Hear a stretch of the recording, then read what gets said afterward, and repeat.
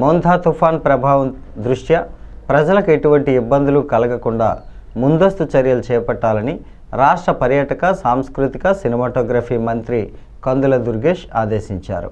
నిడదవోలు తహసీల్దార్ కార్యాలయంలో అధికారులతో సమీక్షా సమావేశం నిర్వహించారు.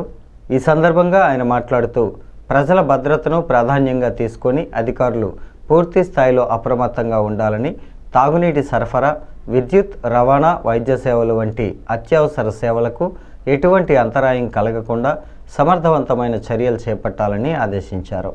తుఫాన్ ప్రభావిత ప్రాంతాల్లో సహాయక చర్యలు సమయానుకూలంగా చేపట్టాలని, అవసరమైతే నిత్యావసర సరఫరాలపై ప్రత్యేక దృష్టి పెట్టాలని సూచించారు.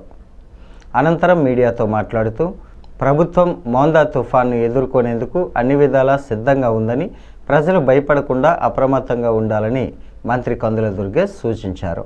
అధికారులు సన్నద్ధంగా ఉంటారని, ఎటువంటి విపత్తునైనా ఎదుర్కొనేందుకు కూటమి ప్రభుత్వం సిద్ధంగా ఉందని స్పష్టం చేశారు.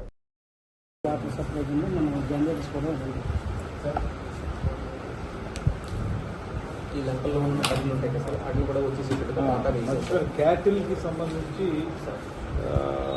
సైక్లోన్ ఒకవేళ ఎక్కువగా వచ్చేటట్టయితే క్యాటిల్ ఏదైతే ఉందో మనకి ఎలివేటెడ్ ప్లేసెస్లో పెట్టాలండి. అట్లా ఈ సమయాల్లో ఎవరు పట్టించుకోరాదు.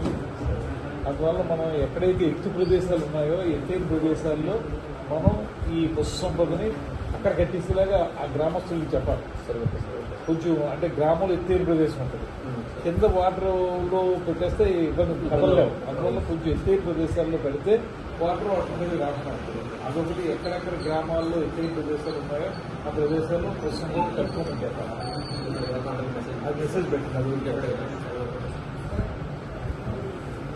ఇంకా చెప్పాల్సింది బాగా అవసరమైతే తప్పితే రేపు కూడా కొంచెం బయటికి రావచ్చు. అలాగే స్కూల్ సెలవు ఇస్తారు. ఉచిత బస్సు సౌకర్యం అన్ని రకాలుగా మనకు చాలా ఉపయోగపడుతుంది, మంచిది.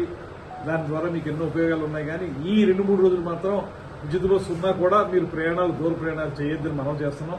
వాయిదా వేసుకోండి.